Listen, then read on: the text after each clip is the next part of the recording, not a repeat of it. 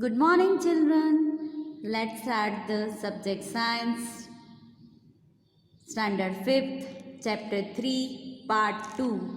Chapter 3 का Chapter 3 food health and hygiene का दूसरा पार्ट आज हम देखेंगे। फर्स्ट पार्ट में हमने यहाँ तक पढ़ा था, अब आगे पढ़ेंगे। Rest, we need proper rest to restore our vigor and energy. While we sleep, our body gets time to repair its worn out cells and tissues and to relax. Also, it gets time to grow while we sleep. So, proper hours of rest are important to stay healthy and energized. We need proper rest. हमें proper rest की बहुत ज़रूरी होता है। हमारे लिए proper rest होना बहुत ज़रूरी है, जिसके कारण वो हमारे बॉडी में एक उत्साह, एक मतलब जो थकान है वो दूर करता है और थकान की जगह एक नए उत्साह उमंग का संचार करता है और नई एनर्जी प्रोवाइड करता है, जिससे कारण कि हम दूसरे दिन एक पूरी थकान से थके हुए हम रेस्ट करने के बाद एकदम फ्रेश फील करते हैं और एकदम उत्साह उमंग से भरे हुए होते हैं। While we sleep, our body gets time to repair its worn out cells and tissues. हम जब सो रहे होते हैं तब हमारा जो बॉडी है अपने बॉडी के अंदर जो सेल्स एंड टिश्यूज जो डैमेज हुए होते हैं उनको रिपेयर करता है या फिर नए सेल्स एंड टिश्यूज बनाता है, जिससे कारण हम रिलैक्स फील करते हैं। Also it gets time to grow while we sleep, और हम जब सो रहे होते हैं तब हम ग्रो भी करते हैं, डेवलपमेंट भी हमारा सोने के टाइम ही होता है। So proper hours of rest are important to stay healthy and energize. मतलब पूरे हमें हेल्दी एंड एनर्जी से भरे रहने के लिए मतलब प्रॉपर आवर्स मतलब पूरे 7-8 घंटे का पूरा रेस्ट हमें ज़रूरी होता है, जिससे कारण हम properly healthy and fit and fine रहेंगे। Disease, a disease can be defined as the condition of abnormal function of a part of the body और द होल बॉडी। डिसीज़ हम ऐसे कह सकते हैं कि किसी भी हमारे बॉडी के किसी भी पार्ट का फंक्शन अबनॉर्मल हुआ होता है या फिर बॉडी का कोई ऑर्गन अबनॉर्मल हुआ है तो वो प्रॉपरली फंक्शंस नहीं कर पा रहा है, एंड या फिर हमारे पूरे बॉडी में कुछ अबनॉर्मलिटी कुछ अलग हुआ है, जिससे कारण बॉडी प्रॉपरली फंक्शंस नहीं कर पा रहे और जिससे डिसीज क्रिएट होते हैं। There are different reasons for occurrence of the disease, like deficiency of some nutrients in diet or impairment of normal function of body part. Disease बनने के लिए बहुत सारे हमारे बॉडी में डिसीज आने के बहुत सारे रीजन्स हो सकते हैं, जैसे कि हमारे पूरे बॉडी का जो डाइट है उसमें न्यूट्रिएंट्स की वैल्यू कम या ज़्यादा मात्रा में होती है, तब ये होता है, तब ये नॉर्मल फंक्शंस नहीं कर पाता है। फिर अगर और impairment of normal function in body part, मतलब कोई बॉडी का पार्ट फंक्शन प्रॉपर नहीं कर पा रहा है तब भी को ये डिसीज क्रिएट होते हैं। For example, goitre occurs due to deficiency of iodine in diet, while a heart attack occurs when the supply of blood and oxygen to an area of heart muscles is blocked. For example, goiter occurs due to deficiency of iodine, यानी कि iodine की कमी के कारण goitre नाम का disease जो होता है, आयोडीन की डेफिशिएंसी के कारण गॉइटर नाम का डिसीज होता है। मतलब हमारे बॉडी में आयोडीन की मात्रा कम होने के कारण गॉइटर नाम का डिसीज डेवलप होता है। While a heart attack occurs when the supply of blood and oxygen and area of heart muscles is blocked. जबकि हार्ट अटैक कब आता है कि जब हमारे हार्ट मसल्स के अंदर बॉडी को सप्लाई करने वाली blood vessels and blood vessels में ऑक्सीजन पूरी मात्रा में नहीं मिलता है, और वो जो ब्लड वेसल्स और ब्लड की जो वेसल्स है, वेन्स है, वो सारी ब्लॉकेज हो गई है, जिससे कारण ऑक्सीजन पूरे बॉडी में नहीं फैल पा रहा है। इससे कारण हार्ट अटैक आता है। There are some diseases which spread from one person to the other, while other do not. हम जैसे कि हम जानते हैं कि कुछ रोग जो ऐसे होते हैं जो एक पर्सन से, एक आदमी से दूसरे आदमी में फैलते हैं, जबकि कुछ ऐसे भी रोग होते हैं जो एक दूसरे में नहीं फैलते। On the basis of this, diseases are categorized into two types, communicable and non-communicable disease. इससे आधार पर हम ये सारे डिसीज है वो दो पार्ट में डिवाइड करते हैं, communicable disease and non communicable disease.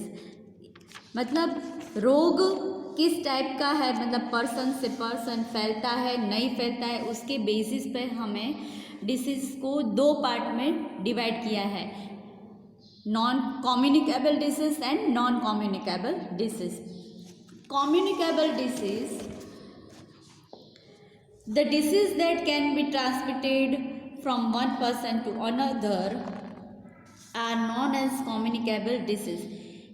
Communicable disease किसको बोला जाता है कि ये जो डिसीज है एक पर्सन से, एक आदमी से दूसरे आदमी में स्प्रेड होता है, फैलता है, उसको कम्युनिकेबल डिसीज बोला जाता है। Example of this disease include malaria, dengue, plague, cholera etcetera. इसके एग्जाम्पल कौन कौन से हैं कम्युनिकेबल डिसीज के? तो डेंगू, प्लेग, कॉलेरा, मलेरिया, वो सारे एग्जाम्पल इस कम्युनिकेबल डिसीज के हैं। This disease are spread by germs. ये जो डिसीज है वो जर्म्स के थ्रू फैलते हैं। This germs can be spread through infected food, water, air, insect, birds और a direct contact with the infected person. ये जो जर्म्स है वो कैसे स्प्रेड होते हैं?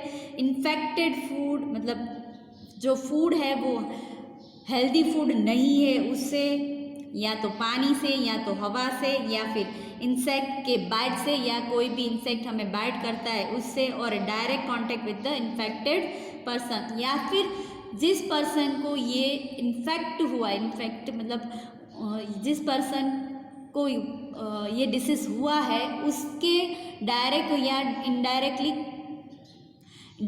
इनडायरेक्टली हमें उनके कांटेक्ट में आने से ये जो डिसीज है वो फैलता है। The best way to prevent communicable disease is to ensure proper hygiene of our body, food, water and surrounding.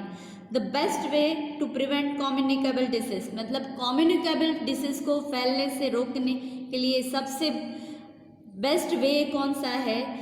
Ensure proper hygiene of your body. आपके बॉडी को प्रॉपरली हाइजीन करना चाहिए, आपके फूड को, आपके वाटर एंड आपके surrounding को, मतलब आपके आसपास की जगह, आपका फूड, आपका बॉडी पूरा हाइजीन होगा तो ये कम्युनिकेबल डिसीज होने के चांसेस बहुत ही कम हो जाएंगे। State whether the false statements are true or the false. उससे पहले हम यहाँ पे देखेंगे कौन सा डिसीज, कौन सी डेफिशिएंसी, कौन से न्यूट्रिशंस की डेफिशिएंसी से फैलता है, जैसे कि deficiency of disease, deficient nutrients. जैसे कि गॉइटर है तो गॉइटर आयोडीन या मिनरल की मात्रा कम होने के कारण गॉइटर नाम का डिसीज होता है। It mean by deficiency of disease, deficiency of nutrient iodine which mainly deficiency mainly वो गॉइटर नाम के डिसीज के लिए जवाबदार रहता है, mainly responsible for the disease of goitre due to deficiency of iodine. Scurvy, तो वो विटामिन सी, मतलब deficiency of vitamin C occurs the disease of scurvy, मतलब विटामिन सी की मात्रा कम होने के कारण स्कर्वी नाम का डिसीज होता है। Anaemia, deficiency of anemia or a mineral in our body which occurs the disease anemia, जिससे कारण एनीमिया नाम का डिसीज होता है।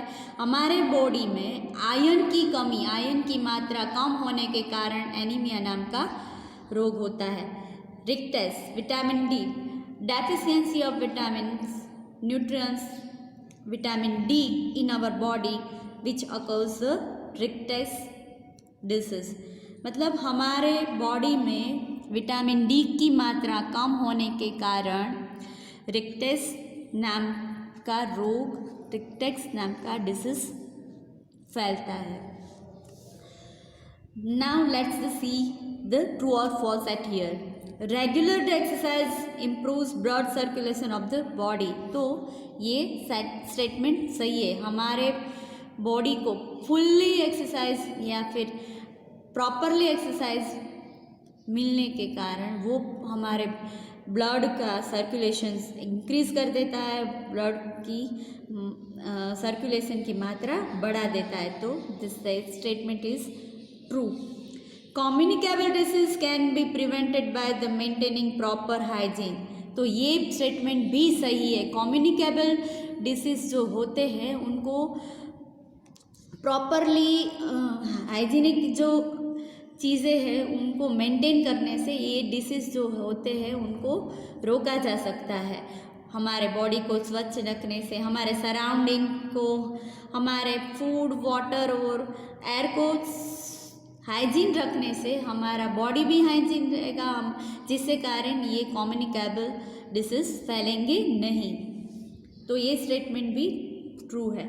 Our body gets time to grow when we sleep, हमारा बॉडी हम जब सोते हैं तब ग्रो का टाइम लेते हैं, टू ग्रो, मतलब हाँ, तो ये स्टेटमेंट भी सही है। हमारा बॉडी जब हम सोते हैं तो ये ग्रोथ लेता है, ग्रोथ करता है, तो ये भी सही है। Green leafy vegetable and fruit are sources of vitamin, ये green vegetables and fruits sources vitamins के होते हैं, तो ये भी सही है। हमारे बॉडी में वेजिटेबल और फ्रूट की सोर्सेस ज़्यादातर विटामिन्स, सोर्सेस ऑफ विटामिन्स के वेजिटेबल्स एंड फ्रूट्स में ही मिलते हैं। Non communicable disease, the disease that can not be transmitted from one person to another are known as non communicable disease, मतलब जो डिसीज, जो रोग है वो एक पर्सन से दूसरे पर्सन के थ्रू नहीं फैलते, उनको नॉन कम्युनिकेबल डिसीज बोला जाता है। For example anaemia, cancer, scurvy, डिक्टेक्स and beriberi. In fact, many of these diseases occur due to the deficiency of nutrients in the one's diet and are called deficiency disease. Non-communicable diseases are the result of unhealthy lifestyle or they may be present at birth. मतलब non communicable disease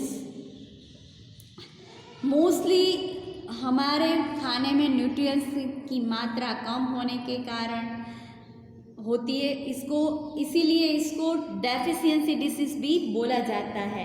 non communicable disease are result of unhealthy lifestyle, हमारी lifestyle unhealthy होने के कारण या तो birth के time से ये प्रेजेंट होता है, इसीलिए ये डिसीज़ हमारे बॉडी में डेवलप होता है। मतलब ये जो डिसीज़ है वो एक पर्सन से दूसरे पर्सन के थ्रू नहीं फैलता, या तो ज़्यादातर हमारे फूड में डेफिशिएंसी, कोई भी न्यूट्रिएंट्स की डेफिशिएंसी के कारण ये होता है, या फिर बर्थ टाइम से ये होता है, इसीलिए ये नॉन कम्युनिकेबल डिसीज़ ज़्यादातर हमारे बॉडी में बनते हैं। Health is defined as the state of complete physical mental wellbeing, मतलब हेल्थ क्या बताता है कि हमारी physical and mental condition proper होती है, ये हमारी हेल्थ सही ऐसा प्रूव करते हैं। मतलब हमारा फिज़िकल एंड मेंटल दोनों कंडीशन बहुत ही फिट एंड फाइन होना ज़रूरी है हेल्थ के लिए, हमारी हेल्थ के लिए। To remain healthy we must eat a balance diet, मतलब हमें हेल्दी रहने के लिए बैलेंस डाइट, पूरे न्यूट्रिशन से भरे हुए डाइट को खाना चाहिए। ए balance diet includes carbohydrates, fats, proteins, vitamins, minerals, waters and roughage in their right quantity. Balance diet किसको बोला जाता है? बैलेंस डाइट के अंदर carbohydrate, fat, vitamins, minerals, proteins, roughage and water की जो मात्रा होती है वो सही मात्रा में होता है, उसको बैलेंस डाइट बोला जाता है। Regular exercise is an important part of staying healthy, मतलब रेगुलर एक्सरसाइज हमारे रेगुलर हेल्दी रहने का एक महत्वपूर्ण पार्ट है। मतलब हमारे लाइफ में रेगुलरली एक्सरसाइज करने से कारण हमारा body healthy and fit and fine रहता है। Hygiene is the science of cleanliness whose aim to prevent health and prevent the spread of disease. Hygiene is the science of cleanliness, मतलब whose aim, मतलब जिसका mainly M क्या है? Preserve the health को preserve करना है, prevent the spread of disease, मतलब disease को स्प्रेड करने से बचाना है। वो पूरा साइंस जो कहलाता है उसको। और क्लीनलीनेस का जो साइंस है, मतलब जो हमारे बॉडी को, हमारे खाने को, हमारे आसपास की जगह को क्लीन एंड प्रॉपर रखता है, वो जो पूरा जो साइंस है ना, उसको हाइजीन बोला जाता है। मतलब hygiene is the science of cleanliness whose main aim is preserve the health and prevent from the spread of disease. Our body needs proper rest to restore its vigor and energy. हमारे body को proper rest की ज़रूरत होती है और हमारे body को refreshment के लिए एंड ग्रोथ के लिए भी पूरे 8 घंटे का रेस्ट ज़रूरी होता है। ए disease is the condition of abnormal functioning of a part of the body or whole body. Disease किसको बोला जाता है? डिसीज किसको बोला जाता है? abnormal functioning, मतलब कोई भी कार्य प्रॉपर नहीं हो रहा है, abnormal तरीके से हो रहा है। किसके द्वारा? हमारे बॉडी के किसी पार्ट के द्वारा, बॉडी के किसी ऑर्गन के द्वारा, या फिर पूरा बॉडी अबनॉर्मल फंक्शन करता है, which mean by the disease spread in our body. Disease are categorized in 2 types, communicable and non communicable disease. Disease 2 तरीके के होते हैं। कम्युनिकेबल डिसीज मतलब स्प्रेड होने वाले एक पर्सन थ्रू स्प्रेड होने वाले disease, and non communicable disease it mean bye किसी पर्सन के थ्रू वो नहीं फैलता, वो हमारे बॉडी में न्यूट्रिएंट की कमी की वजह से बनता है, वो नॉन कम्युनिकेबल डिसीज होता है। Communicable disease can be transmitted from one person to another. Communicable disease जो होते हैं वो एक पर्सन से, एक व्यक्ति से दूसरे व्यक्ति थ्रू फैलता है। Non communicable disease can not be transmitted from the one person to another, मतलब नॉन कम्युनिकेबल डिसीज जो होते हैं वो एक पर्सन से दूसरे पर्सन थ्रू फैलता नहीं। वो तो हमारे डाइट में न्यूट्रिएंट्स की डेफिशिएंसी होने के कारण, या तो हमारे बर्थ के टाइम से ही होते, तभी ये डिसीज होते हैं। Let's see the question answer exercise. Answer the questions. Answer the following questions. हमें ये सिर्फ क्वेश्चन आंसर ही करने बाकी है। इस एक्सरसाइज में हमें क्वेश्चन आंसर्स ही करने हैं।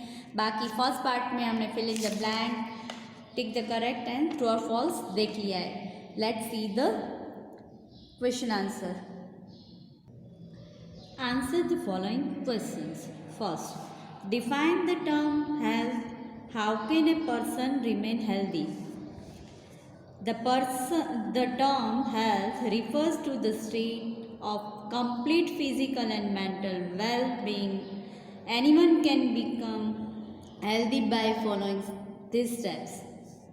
Eat a balanced diet, exercise regularly, be clean and keep your surroundings clean too, take proper rest, protect yourself from disease.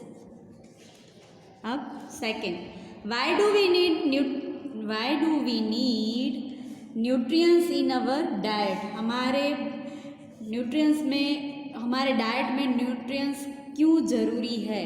तो food contains nutrients which are building materials of our body and provides us energy to growth and other activities.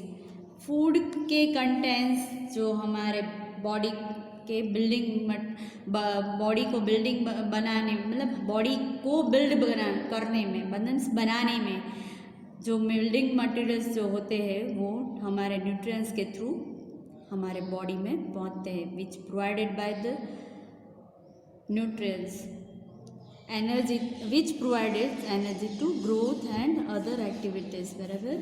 Third, mention the role of each of the nutrients. Also write two sources of each. Mention the role of each of the nutrients. Also write two sources of each. Carbohydrates, they give energy to body. Carbohydrates can be obtained from the potato, rice, bread, cereals, sugar, fruits, etc. Fats, they also give us energy more than that given by carbohydrates. The sources of fat includes butter, meat, cheese, vegetable oil, nut, milk, cream and ghee. Proteins, they are essential for the growth of our bodies. Some sources of proteins are eggs, fish, milk, cheese, pulses, soya beans and meat. Vitamins and minerals. Vitamins help our body to fight disease. Vegetables, fruits and fish are different sources of vitamins. Minerals help in the formation of teeth, bones and blood. Minerals can be obtained from milk, fresh fruit and vegetables, eggs, etc. What are the benefits of regular exercises? Regular exercises is an important part of staying healthy. The benefits of exercising regularly are development of stronger muscles and bones, improvement in the blood circulations of the body, toning of body muscles and thus maintenance of the body in the good shape, prevention of many diseases like diabetes and heart problem, playing outdoor games and doing yoga. Some of the ways to maintain hygiene are leads ways in which we can maintain hygiene. मतलब हम hygiene किस type से किस तरह से maintain कर सकते हैं. तो some of the ways to maintain hygiene are wash your hands soap and water before eating. Wash your hands with soap and water before eating food or touching any food item. Similarly, wash your hands properly after going to toilet and playing with your pet. Washing hands with the soap and water removes dirt and germs present on your hands. Take a bath daily. This removes the dust and sweat present on your body. Moreover, it makes you feel fresh. Dry your towel in the sunlight after bathing and get it washed twice a week. Brush your teeth at least twice a day. Brushing your teeth removes the food particles that are stuck in between the teeth, thus preventing the growth of germs. Also clean your tongue with a tongue cleaner daily. Trim your nails regularly. The exposed part of the body come in the contact with the dust and germs throughout the day which get collected or them. So you must wash your face, hands and feet with soap and water before going to the bed and moisture them with cream or a lotion to keep them soft. Keep your rooms, home, school and other surroundings clean. Always throw garbage in a closed dustbin. Keep use up utensils in the kitchen sink only and put your dirty clothes in the washing tub or a machine. Why do we need rest? Why do we need rest? We need proper rest to defined as the conditions of the abnormal function of a part of body or the whole body. There are different reasons for the occurrence of the disease like deficiency of some nutrients in diet or impairment of normal functioning of a body part.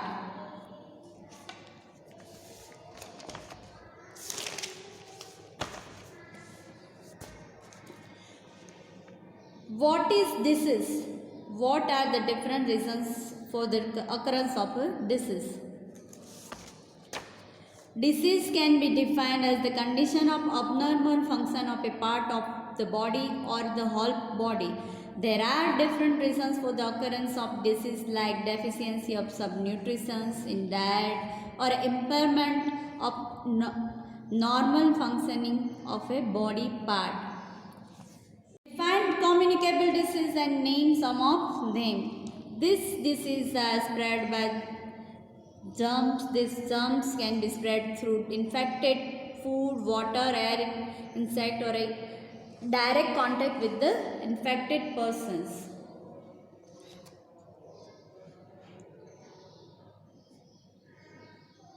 How do communicable disease spread from one person to another person? तो communicable disease वो होते हैं कि एक person से कैसे दूसरे person में जाते हैं. This disease are spread by germs. This germs can be spread through the infected food, water, air, insect or a direct contact with the infected persons. How do communicable disease spread from one person to another person? The disease that can be transmitted from one person to another person known as a communicable disease. Example of this disease include malaria, dengue, plague, cholera, etc.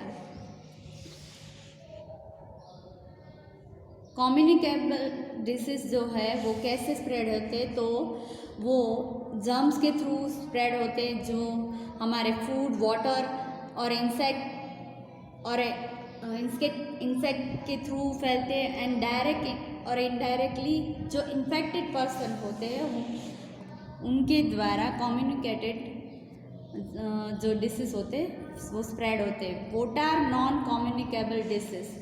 The disease that cannot be transmitted from one person to another are known as non-communicable disease. For example, anemia, cancer, scurvy, etc. हमने पहले part में ये fill in the blanks and true or false and tick the correct answer कर लिए है. अब देखेंगे web chart. Complete the following web chart. To stay healthy, eating a balanced diet, maintaining hygiene, protection from the disease, regular exercise, proper rest. हमें healthy रहने के लिए balance diet लेना ज़रूरी है, अपने हाइजीन को मेंटेन करना ज़रूरी है, डिसीज़ को प्रोटेक्ट करना है, अपने आप को डिसीज़ से बचाना है, रेगुलर एक्सरसाइज करनी है एंड प्रॉपर रेस्ट. फिर है डिसीज़. डिसीज दो टाइप के होते हैं, communicable, non communicable. Communicable disease में प्लेग, कोलेरा, एनीमिया। फिर नॉन कम्युनिकेबल में एनीमिया, कैंसर, स्कर्वी। मतलब डिसीज तो दो टाइप के, communicable and non communicable disease. Communicable के एग्जाम्पल है प्लेग, कोलेरा, एनीमिया और malaria, plague, cholera and malaria. जबकि नॉन कम्युनिकेबल में एनीमिया, कैंसर है, scurvy. Let's complete this grid. Here is given the some words we have to find out that.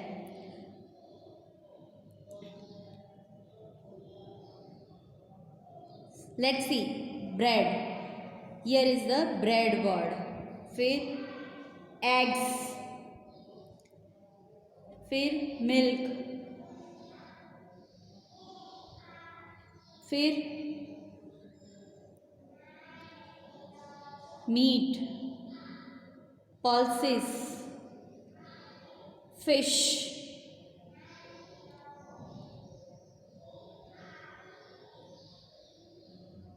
ये सारे words आपको ढूंढने हैं। जैसे यहाँ मैंने बोला ब्रेड, फिर यहाँ पे eggs, pulses, milk, meat, fruits. यहाँ पे हमारा ये चैप्टर 3 का सेकंड पार्ट कंप्लीट हुआ है। आपको होमवर्क में ये question answer, web chart and a grid आपको कंप्लीट करना है। क्वेश्चन आंसर आपको आपकी नोटबुक में लिखना है और ये वेब चार्ट एंड ग्रीड आपको टेक्स्ट बुक में कंप्लीट करनी है। Let's see the homework. Write exercise A. Answer the following questions in your notebook and complete web chart and complete the grid B on page number 31 in your notebook of chapter 3. Write exercise A. Answer the following questions in your notebook and complete web chart and complete the grid B on page number 31 in your textbook. आपको question answer आपकी notebook में करने हैं and greed and web chart वो आपकी text book में करने हैं। क्वेश्चन आंसर आपकी नोटबुक में एंड वेब चार्ट एंड जो ग्रीड है वो टेक्स्ट बुक में करनी है।